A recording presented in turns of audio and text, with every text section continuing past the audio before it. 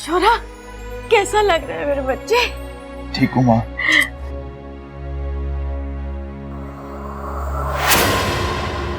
ये हुई ना पहलवानों वाली बात।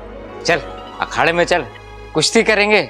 आज मैं तुझे नए दांव सिखाऊंगा। हैं? आजा चल आ। चुप कर खड़क। जब तक हमारा सबल बिल्कुल ठीक ना हो जाएगा वो कुश्ती ना लड़ेगा। दादी, बब्बल कहाँ है?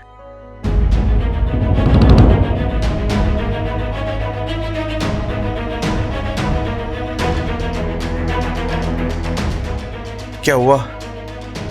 आप सब चुप क्यों हो? आप लोगों ने अभी तक माफ नहीं करा उसे। छोटा है, गलती तो हो ही जाती है।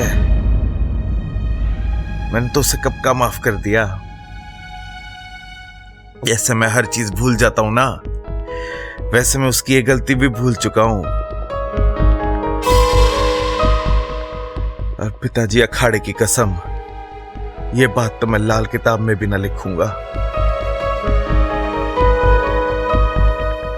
ए भाई, बुला लो ना बब्बल को बुला लो ना।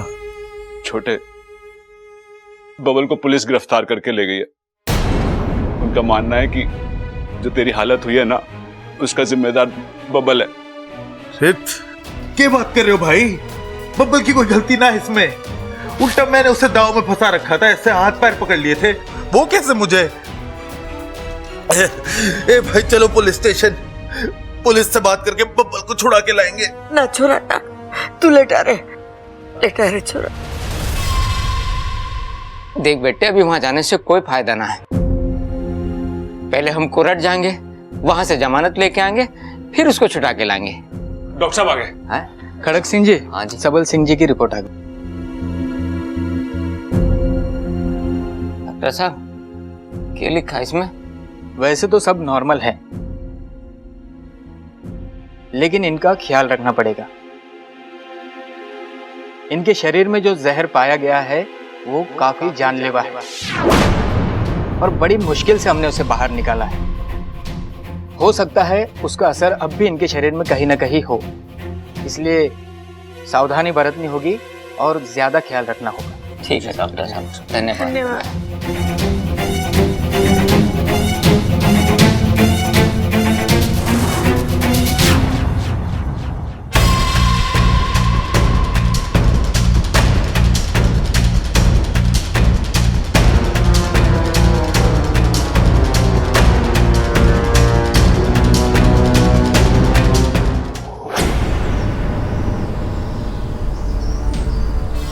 आओ। अच्छा, क्या कर रही हो तुम ये बब्बल जी के साथ? एक नागिन दूसरे नागिन से ये सवाल पूछे, अच्छा नहीं लगता। क्यों कर रही हो तुम ये सब? बब्बल जी को नाग बनाकर क्या मिलेगा तुम्हें? बहुत कुछ। प्यार, बदला, सुकून। एक वक्त था जब शंकर ने मुझे मेरे साथी से अलग किया था। अब मैं बब्बल को इस परिवार से अलग करूंगी। इस परिवार ने मुझसे मेरी खुशियां छीनी थी। बब्बल के रूप में मैं वो सारी खुशियां हासिल कर लूंगी। बहुत ही गलत कर रही हो तुम अमृता। बब्बल जी तुम्हारे कभी नहीं हो सकते। किस गलतफहमी में जी रही हो इच्छा? मैं बब्बल को बहुत आगे ला चुकी हूँ। अब वापस मुड़ना नामुमकिन है। या तो वो मर सकता है या नाग बन सकता है। मरने में उसे दूंगी नहीं। जाहिर वो नाग बनकर मेरे नहीं, मैं ऐसा होने नहीं दूंगी। किसी भी हाल में नहीं होने दूंगी। अच्छा, चलो ठीक, मैं तुम्हें तुम्हारी कोशिश में रोकूंगी भी नहीं। इच्छा, कुछ ही घंटों में बब्बल की नाग आत्मीकरण विधि शुरू होगी। तुम तो जानती हो नाग आत्मीकरण विधि किसे कहते हैं? जिसमें एक इंसान को उसके जीते जी नाग में परिवर्तित किया जाता है। उसके बाद वो दिखने में तो इंसान होता है, लेकिन फितरत से नाग नाग नाग। जाओ, बचा लो अपने बब्बल को, रोक लो उसे नाग बनने से। देखते हैं तुम्हारी तड़प जल्दी असर करती है या मेरा जहर? आजमा लो अपनी किस्मत, बचा लो अपने बब्बल को, जाओ। मेरी किस्मत जो मुझे देना चाहती थी वो दे चुकी।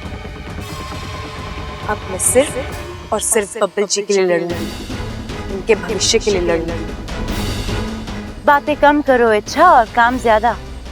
वक्त बहुत कम है तुम्हारे पास, जाओ। मेरी शुभकामनाएं तुम्हारे साथ हैं।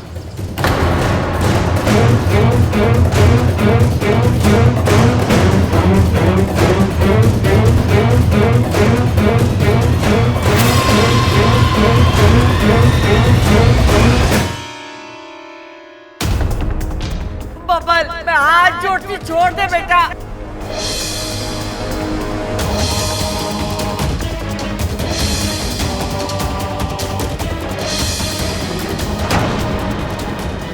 अरे अपना गुस्सा अपने पास रख। हाथ पटकने से हड्डी टूटती है, जेल नहीं। अरे ये क्या कर रहा है? अच्छा भला आदमी होके सांप की तरह फुफकार क्यों रहा है?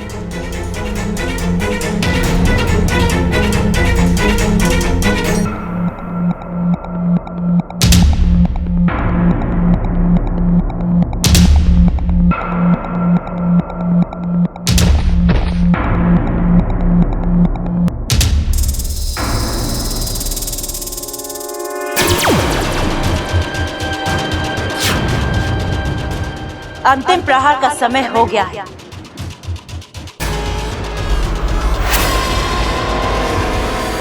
आज नाग आत्मीकरण विधि पूरी होगी। आज बनेगा बब्बल पूरा नाग, और फिर वो चाहकर भी कभी इंसान नहीं बन पाएगा, क्योंकि मेरी दुनिया में आने के बाद मैं इसे कभी अपनी दुनिया में वापस लौटने नहीं दूंगी। ले चलो इसे।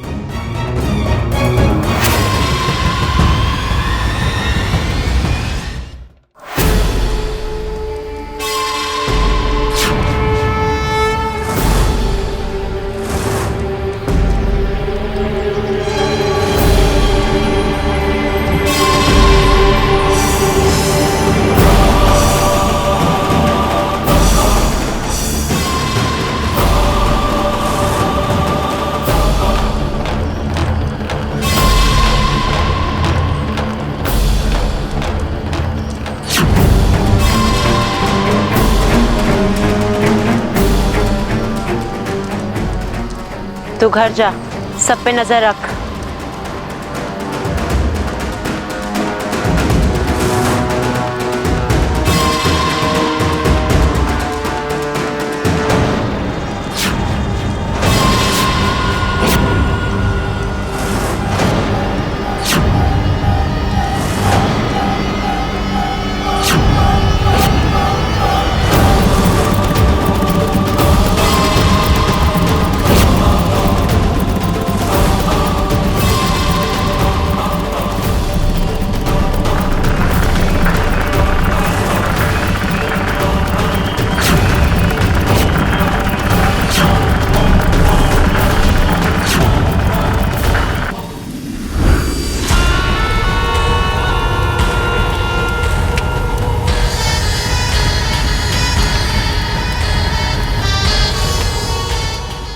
विशैली वाह, मान गए आज हम तुम्हें।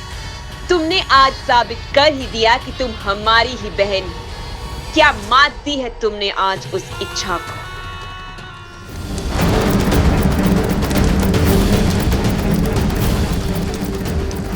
अब बस पूनम के चांद का इंतजार है।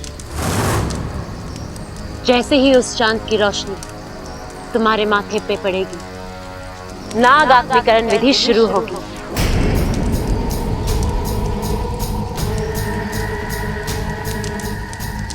ए चांद, आज तक तुमने कईयों का प्यार देखा होगा, कई प्यार करने वालों का मिलन देखा होगा,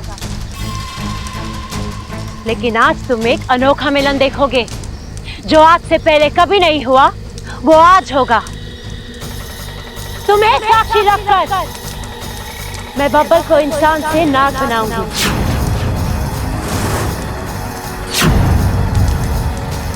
और फिर हम दोनों को कोई अलग नहीं कर पाएगा।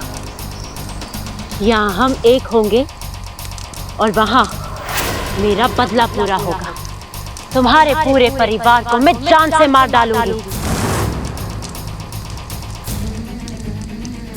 अब और रुका नहीं जा रहा है चांद, आ जाए चांद, आ जा।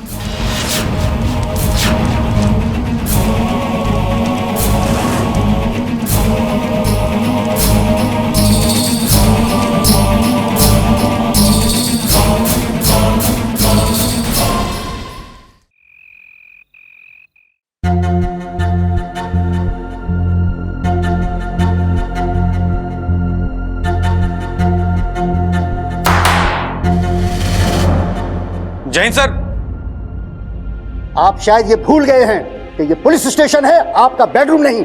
नहीं सर, हम वो पता नहीं कैसे, मतलब अचानक से धुआं हुआ और पूरी चौकी धुएं में डूब गई। शर्म नहीं आती आपको?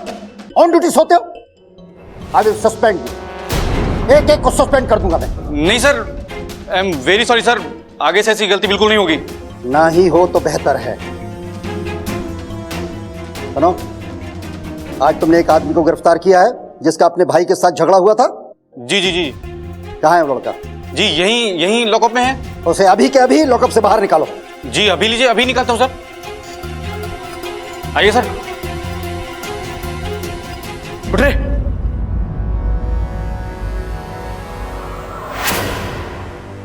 कहाँ है वो? जी यहीं होना चाहिए था। यहीं होना चाहिए था मतलब?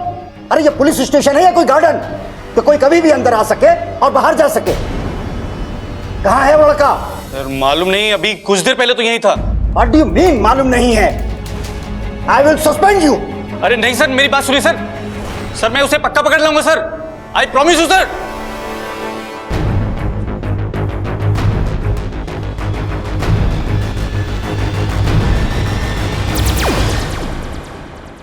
अच्छा बब्बल तो यहाँ है ही नहीं, कहाँ गया? तुम कह रही थी ना बब्बल कुछ अजीब सा बर्ताव कर रहा था, हो सकता है वो खुद ही भाग गया हो। नहीं वाकू, मुझे नहीं लगता बब्बल जी ऐसा कुछ कर सकते हैं। एक तो उन पर जहर का असर है, ऊपर से इतने सारे पुलिस वालों को सुलाना, जेल तोड़कर जाना। नहीं वाकू, ये किसी और का काम है। मैं तुम्हें तुम्हारी कोशिश में रोकूंगी भी नहीं इच्छा।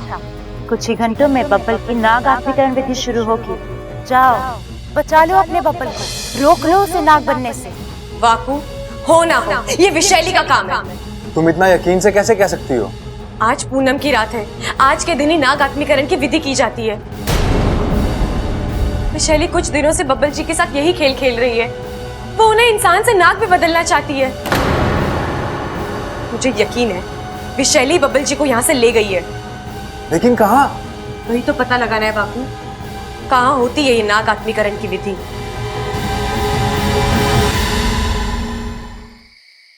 देख सबल, तो अपना ध्यान रखियो, हम लोग बब्बल से मिलके आते हैं। हाँ चलो। चलो चलो। दादी, दादी, दादी, बब्बल जी पुलिस स्टेशन में नहीं है।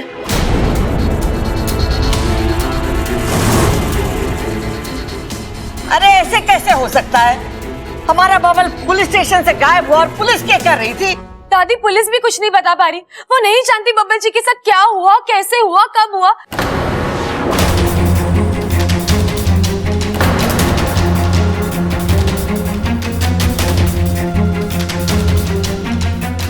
दादी जी, पुलिस का कहना है कि बब्बल जी को किसी ने गायब किया है। समझ में नहीं आ रहा कि बब्बल को कोई गायब क्यों करेगा। मुझे तो लगता है ये काम अमृता का है। हाँ? अमृता ऐसा क्यों करेगी? इसमें उसका क्या फायदा है? हाँ मुझे भी लगता है ये अमृता का ही काम है। अरे चुप कर, तुझे तो मौका चाहिए अमृता के खिलाफ बोलने का। अरे अम्मा जी सही कह रही हैं, अमृता और बब्बल की तो शादी होने वाली है और वो उसका होने वाला पति है, तो वो ये काम क्यों करेगी बताओ?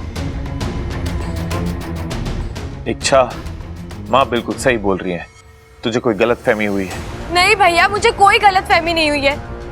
मैं जानती हूँ ये काम अमृता का ही है। छोरी मान भी लें कि तू सही बोल रही है, लेकिन ऐसा करने की कोई वजह भी तो होनी चाहिए।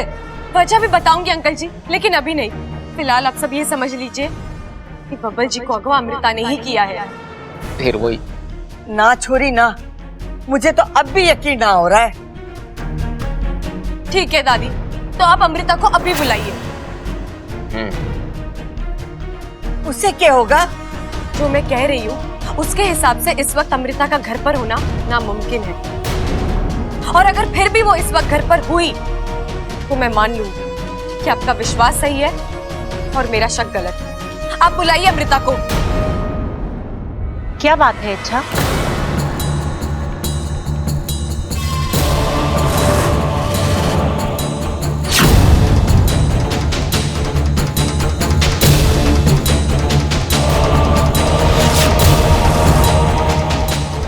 मुझे बुलाने की बात हो रही थी, कुछ काम था मुझसे।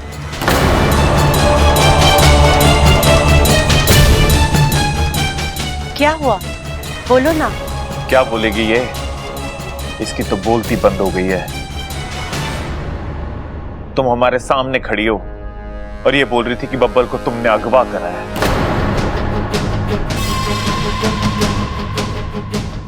इच्छा, तुमने ऐसा कहा?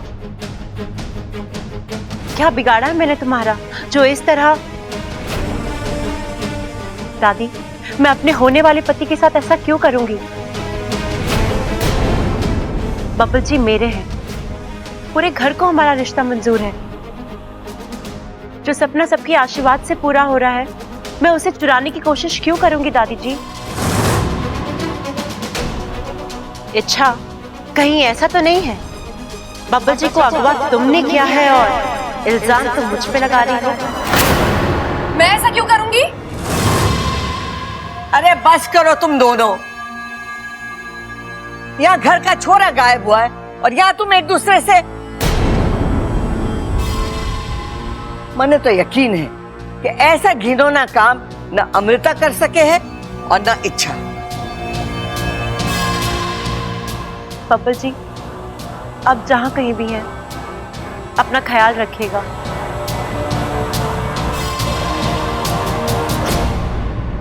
अमृता, मैं जानती हूँ ये सब तुम्हारा किया कराया है, और मैं ये भी जानती हूँ तुम बब्बल जी के साथ क्या करने वाली हो। लेकिन जब तक मैं जिंदा हूँ, बब्बल जी के साथ कोई हादसा, कोई अनहोनी नहीं होगी।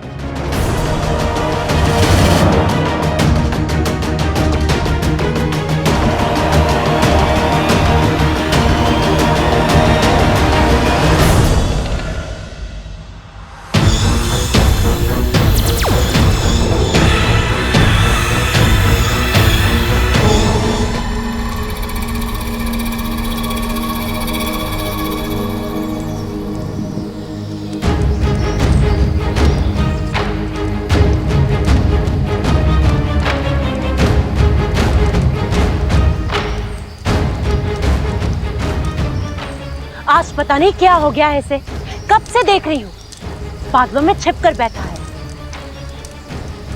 मेरे बस में होता तो अब तक खींच कर बाहर ले आ चुकी होती।